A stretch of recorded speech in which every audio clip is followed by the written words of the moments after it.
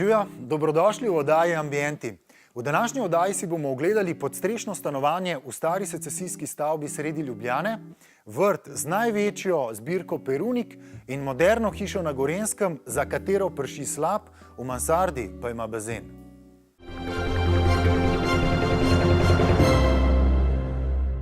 Lastniki parcele ob gozdu Martuljku so si želeli počitniško hišo, v kateri bi v vseh letnih časih lahko čutili utrip okoliške narave. Hkrati pa so hoteli ohraniti tudi čim več zasebnosti. Za uresničitev želja so pomoč poiskali v arhitekturnem biroju BCR. Poglejmo, kakšna hiša je nastala kot plod dobrega sodelovanja.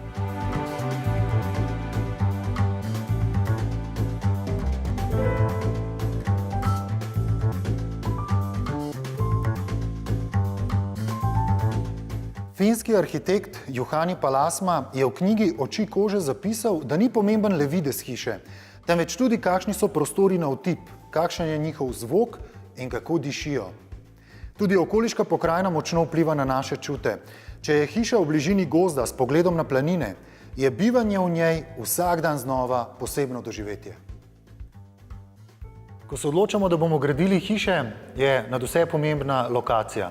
Kakšne naravne danosti ste odkrili na tej lokaciji in kako ste jih v bistvu umestili v svojo kreacijo? Ko nas je naročnik, investitor povabil sem prvič, seveda smo takoj opazili ta dvojnost, to dvojnost samega ambienta. Eno je seveda na enem ozadju je ta mikroambient, se pravi slap s potokom, in na južni strani makroambient, to je Špik s svojimi vrhovi. Ta dva ambienta smo probali seveda maksimalno izkoristiti in tudi cel objekt pol podrediti tem dvema ambientoma, tako da smo v bistvu gradili tako na teh dveh ambientih, kot tudi na zasebnosti. Se pravi, da bojo stranka, bodoča stranka seveda, ki bo tukaj živela, lahko v maksimalnem v bistvu nekem zaprtem ambientu lahko uživala ta dva ambienta. Tretja stranica tega objekta seveda je pa nabrežina, ki je izredno strma, delno je bila včasih tudi plazovita, to je bilo sicer sanirano in zato smo se odločili, da to blazno strmo stranico pozicioniramo kamin. Nam se je zdel tudi najbolj pameten in v bistvu bila edina zaprta nosilna stena v tem celem odprtem prostoru. Hiša je na zunaj videti lesena, ampak v resnici ne gre za leseno gradnjo. Prav imate, je v bistvu klasična gradnja, se pravi spodnja etaža, ki je vkopana, je betonska školjka, nad njo je pa etaža pritličja in mansarde, ki je sestavljena kombinacija med betonskimi slopi, opečnimi polnili, lesenimi veznimi nosilci, tako da pol v bistvu dobimo eno sestavljanko raznih materialov. Stopnice vodijo v pritličje, kjer so minimalistično opremljena spalnica z garderobo in kopalnico, na drugi strani pa privlačna otroška soba.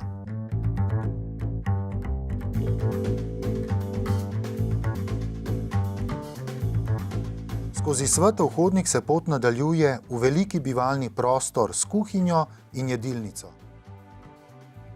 Arhitekt spregovori tudi o sodelovanju z naročniki. Imamo srečo, da pridemo v stik z naročniki, ki imajo neko vizijo in željo. Seveda mi pa kot profesionalci mu moramo pomagati soustvariti to neko arhitekturo, nek njegov dom ali bivanski prostor. In tudi, kot sem prej omenil, tukaj je bil pomemben ta fuzija teh dveh, se pravi profesionalca, arhitekta in obenem naročnika, ki s svojimi željami, hotenji želi nekaj pokazati ali izkazati. Mi mu moramo pomagati v bistvu priti do tega cilja na najboljši možen način, se pravi, da ima tako funkcijo kot tudi estetiko povezano. Vaš arhitekt pravi, da ste naročnik z vizijo. Kakšna je ta vaša vizija te hiše? Ja, ne vem, mislim, če pač gospod Božo tako pravi, dejansko pa je, ko smo se mi z ženo pripeljali na to območje, v tistem trenutku, ko smo prišla na samo parcelo, ker ni bilo nič, je bilo to v 5 sekundah vizija. In v tistih 5 sekundah sem jaz vedel, da sva tle naredila nek objekt, mogoče. Takoj sem videl, verjetno za, bom rekel, ne trenutno za življenje, za bivanje, ampak verjetno za kasnejše obdobje. zdaj ga pa uporabljam bolj v, bom rekel, počitniške namene. Od izrisa načrta do trenutka, ko je bila hiša zgrajena, je trajalo le 5 mesecev in pol.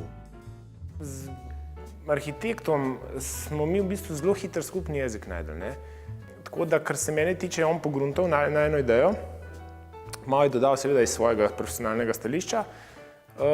Predvsem mi je bilo pa to pomembno, da objekt, ki je relativno velik, je skrit v samo pokrajino oziroma v to okolico, ne, tako da v bistvu ne kazi same okolice oziroma ji doda samo vrednost. Ne. Meni deluje notranjost kot neke vrste galerija. Čigava vizija je bila pa to?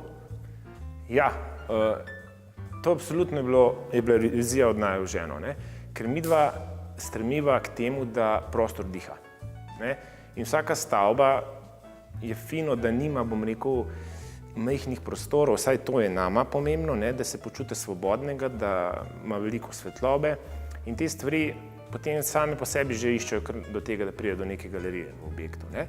Prav poseben element te hiše se mi zdi je pa ta polžek, ki se vije gor na mansardo. Ja, to je pa v bistvu bila po mojem največja zgodba te gradnje, ne, ker je moja žena eksplicitno si zamislila, kakšen polžek bo to.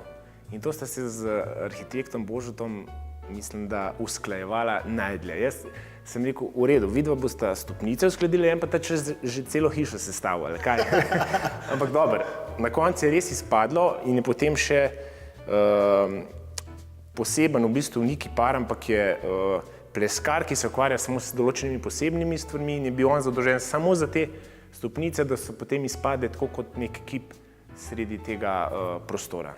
Hiša ima številne steklene površine. Kaj to pomeni poleti? Jih je potrebno posebej senčiti? Ne, ni. Moto v bistvu objekta je bil, da se iz vsakega zornega kota, kjer sediš, oziroma če si v kuhinji, če si v jedilnici ali v dnevni sobi ali kjerkoli, da imaš pogled nekam ven v naravo. Ne? In v bistvu je bilo to najbolj zahtevno, kar se tiče statike za arhitekte, da so uskladili maksimalno, kar se da steklenih površin, ker bistvo, če si predstavljate, je tu, da imaš res pogled na ven, ker to je idilično okolje, ne, za to. In smo potem z temi nadstreški skombinirali na ta način, da poleti je ravno prav, kar se tiče senčenja, sami nadstreški, po zimi je pa sonce toliko nizko, da tudi pride do ogrevanja in je, moram reči, da hiša res izredno dobro prestala prvo leto, kar se tiče ogrevanja in tudi kar se tiče samega hlajenja oziroma letne temperature in ne predstavlja praktično nobenih problemov. Gospa Barbara, v čem se današnja okna razlikujejo od oken izpred 20 let? Ja, v 20 letih je šel razvoj okna že kar precej naprej. Ledenih rož na oknih ne poznamo več, še zmeraj pa se srečujemo recimo s kondenziranjem. Predvsem pa je šel razvoj v smer energetsko učinkovitih oken. Se pravi, veliko manj energije se porabi zaradi slabih oken in pa predvsem je večje toplotno udobje ob oknih. Ko sedimo ob oknih, nas ne zebe več, ne piha skozi, ampak je prijetno sedeti. Kakšni pa so trendi današnjih oken? Okna v sodobni arhitekturi dajejo velik pečat objektu samem. Navzven povezujejo hišo z naravo, navznoter pa seveda so del notranje arhitekture. Izbiramo lahko barve na oknih, izbiramo oblike samih profilov oken, od bolj zaobljenih do bolj pravokotnih. Tako da ja, tudi arhitekti in sami naročniki se precej ukvarjajo s samo izbiro oken. Zelo priljubljene so čiste linije, kar pomeni, da okvirjev oken praktično ne vidimo več, razen tam, kjer je to nujno potrebno. Se pravi, lesen okvir je skrit v samo steno in tako je vidno samo steklo, ki pa še toliko bolj poveže samo naravo z notranjim prostorom. Kako pa ljudje reagirajo na lesena okna? Je kaj strahu pred tem, da bodo imeli veliko dela z njimi, jih vzdrževati, barvati in tako naprej? Kako je z vzdrževanjem tega? Emsora proizvaja lesena in alules okna in ja, vprašanje o površinski zaščiti oken se vedno znova pojavlja. kdaj in kako bo potrebno, v kolikem času bo potrebno okna ponovno zaščititi. Sedaj sodobni premazi, ki so običajno troslojni, predstavljajo tako zaščito, da v bistvu do konca življenjske dobe ob primerni negi tega dodatnega barvanja oken načeloma ni potrebno. Seveda je to odvisno od klimatskih pogojev, kjer hiša stoji, ter pa od izbire samih barvnih odtenkov. Povsem temni in povsem svetli odtenki so dosti bolj občutljivi. Moderne hiše, arhitekti in pa naročniki si pa vse več želijo naraven videz oken, naraven videz lesa. Torej brez zaščite, ki bi prekrila naravno strukturo lesa, zato se odločajo za oljnate ali voskane površine. V tem primeru les sčasoma sivi, dobiva sivo patino, bolj ali manj enakomerno, se pravi tam, kjer ga dež bolj spira, je ta patina hitreje se pojavi, tam, kjer pa ne, pa je to počasneje. In ravno ta voskan premaz je v bistvu vaša inovacija, za katero ste prejeli tudi prestižno nagrado? Ja, da, to je res. Mi smo skupaj s podjetjem Siloprodukt, pa z Biotehniško fakulteto z oddelkom za lesarstvo, smo prijavljen projekt na obzorje 2020, dobili sredstva iz Evropske unije in razvili okno iz termično modificirane smreke, torej iz smreke, ki jo segrejemo na 220 stopinj, izboljšamo toplotne karakteristike in ta okna smo premazali z naravnimi voski. Naravni voski so pa alternativa oljem.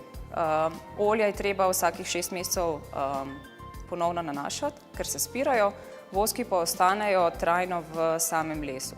Sedaj naše izkušnje kažejo, da vsaj 7 let se teh voskov ne nanaša ponovno in ravno ta ideja oziroma ta prednost voskov je bila tista inovacija, ki nam je prinesla zlato priznanje, nacionalno zlato priznanje Gospodarske zbornice.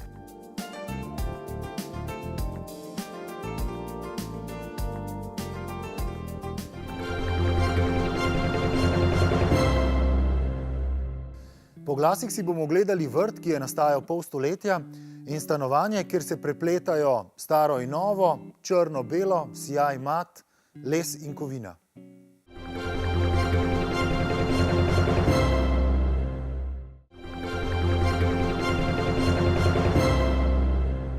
Organizacija gradbišča vedno predstavlja izziv, sploh v mestnem središču. Ogledali si bomo stanovanje v Ljubljani, iz katerega so med obnovo odpeljali 51 ton gradbenih odpadkov in pripeljali 28 ton novih materialov in vse to so ročno znosili po 90 stopnicah. Smo v podstrešnem stanovanju v stari secesijski stavbi sredi Ljubljane. V stanovanju se prepletata staro in novo, črno in belo, sijaj in mat, les in kovina. Gospa Špela, vi ste sodelovali pri prenovi in opremi tega stanovanja. Kakšno je bilo pred prenovo? Predtem je bilo najemniško stanovanje. Prostor je bil razdeljen na 2 sobi, vsaka po 20 kvadratnih metrov, brez sanitarij in pitne vode. V zgornjem nadstropju so bile shrambe, tako da je bilo pred gradnjo potrebno urediti vsa soglasja, urediti zemljiško-knjižni vpis za cel objekt in potem je bilo stanovanje pripravljeno za gradnjo. Stavba je v središču mesta, ob prometni ulici, nima dvigala, sva v podstrešnem delu. Kako ste to logistično izpeljali vso to prenovo? Verjetno ni bilo ravno enostavno. Organizacija gradbišča, to je vedno izziv. Sploh v centru mesta, se pravi, ni parkirnih prostorov, nimamo dvigal, vse mora potekati zelo hitro, tako da tudi ne moti ostalih stanovalcev v večstanovanjskem objektu. Zdaj, praksa je tudi, če so takšne težave, da je na gradbišču prisotnih več delavcev, tako da je res zoptimiziran ves proces dela. Stanovanje v 4. nadstropju brez dvigala, to pomeni ves iznos materijala in vnos novega materijala, se to je moglo potekati ročno. To pomeni, recimo po podatkih, ki nam jih je dal gradbinec preko njegovih evidenčnih listov iz odpada, je nastalo za nekih 50 ton odpadkov. Pri prenovah starih objektov je pomembno, da se držimo pravila, da je vnos novega materijala, teža mora biti manjša od tistega, kar smo porušili. Vse inštalacije so speljane na novo, tako da je vsa kanalizacija, vodovod in elektroinštalacije. Zdaj, v ta namen smo naredili tole novo gipskartonsko steno, Prav zaradi tega, da bi vse potrebne inštalacije speljali v novem zidu, da ne bi še dodatno posegali in rušili obstoječe zidove. Tako da smo dejansko pridobili prostor v tem 125 cm pasu za vetrolov, sanitarije, kopalnico in kuhinjski del. To pomeni, da so in vodovod za kuhinjo, kopalnico, ko ga rabimo, je v tej novi steni in speljali potem po vertikalah navzdol. Jedilnico in kuhinjo ste dvignili za nekaj stopnic. S kakšnim razlogom? Razlog je funkcionalnost in sicer stropovi so visoki 3 metre, mi smo potrebovali vertikalno komunikacijo z zgornjim prostorom. To pomeni, da bi stopnice bile zelo dolge v tem dost malem prostoru. Na ta način, ko smo naredili podest visok 3 stopnice, so se tudi naše stopnice zmanjšale, skrajšale, tako da smo lahko iz stropa spustili lahke stopnice, ki na nek način predelujejo ta prostor, hkrati pa ga tudi povezujejo. Na nek način tudi podest loči 2 prostora, in sicer jedilnico in dnevni prostor, hkrati pa še vedno deluje to kot en prostor. Z izvedbo podesta smo pridobili tudi prostor za shranjevanje. S tem, ko smo naredili podest, je potem okno postalo dosti nizko, na nek način smo pridobili francosko okno, kjer se lahko ob večerih tudi poseda na polici, recimo, če imamo neko zabavo, več ljudi, imamo tam tudi dodatne prostore, da se lahko tudi malo sedajo. Kuhinja deluje zelo elegantna, moderna, izčiščena, na nek način brez nekih posebnih detajlov, kot nek kontrapunkt masivni mizi. Vsa oprema v stanovanju temelji na kontrastu. Imamo svetlo, temno, staro, novo, gladko, hrapavo. Tako je isto s kuhinjo. Zavestno smo se odločili, da funkcionalni elementi so sodobno oblikovani. Se pravi, v kuhinji kuhamo, to je treba hitro sčistiti, rabimo zaprte površine, da se tu ne nabira prah. Tako da smo jo naredili v bistvu izčiščene linije, brez ročajev, brez nekih detajlov. Kaj pa se v zgornjem prostoru skriva?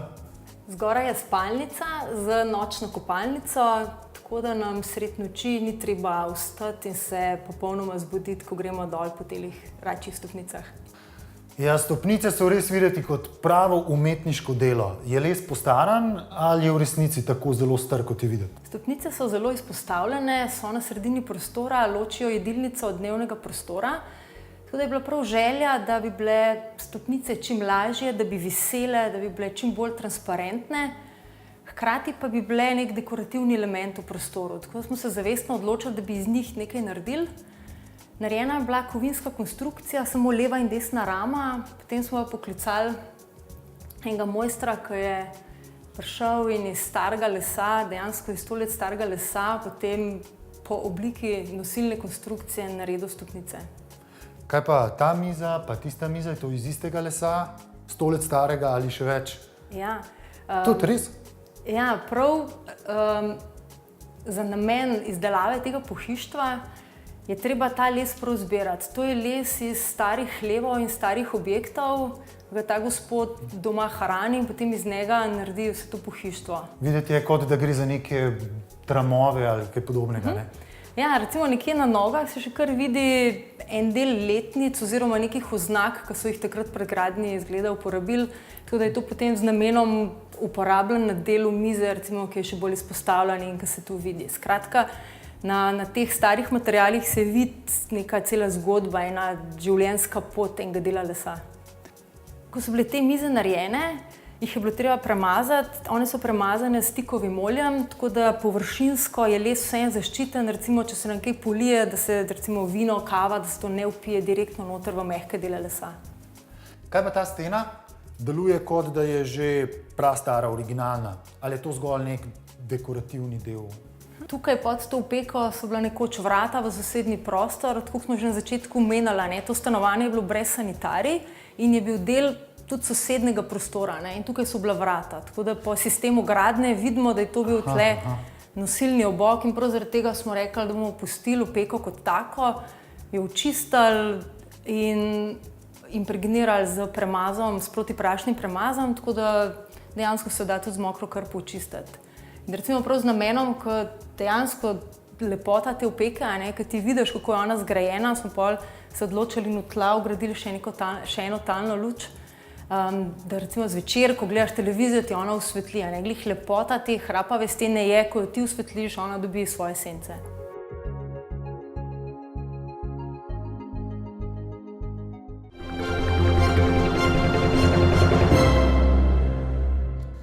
Pri nas ni veliko okrasnih vrtov, ki bi jih lastniki načrtno urejali skoraj pol stoletja. V Nanjih Goricah pri Ljubljani leži vrt Zahostnik, ki občasno odpre vrata tudi obiskovalcem. Njegov lastnik, profesor Milan Strle, je v njem ustvaril enkratno zavetje zase, za rastline in za svojega psa. Kdor se pelje po cesti iz Ljubljane proti vasem na robu Ljubljanskega barja, vrta Zahostnik niti ne opazi. Leži za ograjo in nizom dreves, čeprav tik ob prometnici. Ko obiskovalec vstopi, se znajde v čudovitem zelenem svetu. Svetu, ki ga je upokojeni profesor Milan Strle ustvaril najprej zase, s časom pa ga je odprl tudi za ljubitelje lepih vrtov. Na približno 2000 kvadratnih metrov velikem zemljišču je najprej zbral največjo zbirko perunik pri nas. Potem je svoj pogled razširil na druge trajnice, ki jih je dopolnjeval z izbranimi grmovnicami in manjšimi drevesi. Od začetne zbirateljske vneme je to preraslo v čisten drug odnos do rastlin, kjer sem skušal rastlinam iskati partnerje ustrezne, s katerimi bi, in to še zmerom iščem, s katerim bi nekako rasli v sožitju in hkrati ustvarjati vrt, ki bi bil zanimiv od najzgodnejše pomladi do pozne jeseni, mogoče tudi za zimo. In seveda treba je iskati rastline in še zmerom iščem rastline, ki bi dopolnjevale te moje prve ljubljenke, kot so perunike, maslenice in v zadnjem času tudi še hoste in prav na zadnje tudi trave. In zdi se mi, da ravno trave najbolj dopolnjujejo ta partnersko sodelovanje z omenjenimi rastlinami. Čeprav ni strokovnjak za oblikovanje vrtov, je vedel, da mora drevesa na vrt posaditi v začetni fazi oblikovanja, saj predstavljajo skelet vrta. Največ, okoli 35, je pahljačastih javorjev, pri katerih je profesor Strleta očarala spomladanska barva listja. Na višku poletja so za nežno barvno paleto poskrbele hortenzije z različnimi oblikami socvetij. Med trajnicami so prav maslenice tiste, ki svoje enodnevne cvetove odpirajo vse od junija do oktobra. Kot rečeno, so vrata vrta Zahostnik občasno odprta tudi za radovedne ljubitelje lepega. Moj namen je bil ravno to, da z dnevi odprtih vrat tudi osveščamo ljudi. Zato sem jaz tudi pred leti organiziral dan odprtih vrat prav za občino Brezovica, da občani, moji ti bližnji so vaščani, so prebivalci, spoznajo, kaj je vrt, da vidijo, da se da v vrtu marsikaj postoriti, da je izbor rastlin izjemen in da lahko po svoje kreirajo v vrtu glede na želje oziroma nekakega odnosa do same rastline. Da niso samo vrtnice, trata, tuja, kakšen bor in pa rododendroni. Skrb za tako obsežen, gosto zasajen vrt tudi za ljubitelja ni vselej enostavna. Osvobaja me predvsem in navdušuje je zasajanje, ustvarjanje novih gred. Težje je seveda vzdrževanje in ohranjanje pletje in včasih se sprašujem, pa kaj mi je treba, da sem jaz po cele dneve na kolenih in plevem in vzdržujem. Namesto, da bi užival in tudi ves tiste denar, ki ga zapravim za rastline, da bi si privoščil za kakšno potovanje.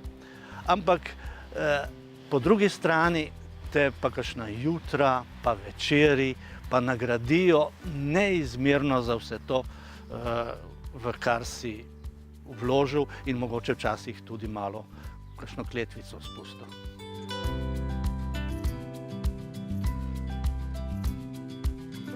Za maslenice je znano, da se cvet zvečer zapre, propade, ampak naslednje jutro se odpirajo novi popki. In ravno to odpiranje je enkratno. Ko zgodaj zjutraj je komaj, da se vidi, da se odpira, potem pa, če ti gledaš, lahko vidiš, da se ti pred tabo odpre vsa skrivnost cveta. Posebno še, če si nabaviš neko novo sorto, komaj čakaš, da vidiš, a se bo izpolnilo tisto pričakovanje, ki si ga videl v katalogu ali ne. Včasih je cvet veliko lepši, včasih te pa popolnoma razočara. Vrt Zahostnik je profesor Sterle zasnoval tako, da je v njem vedno kaj lepega, barvitega, cvetočega. Jeseni se obarva listje številnih javorjev in drugih dreves. Med cvetočimi trajnicami pa imajo takrat glavno vlogo jesenske astre.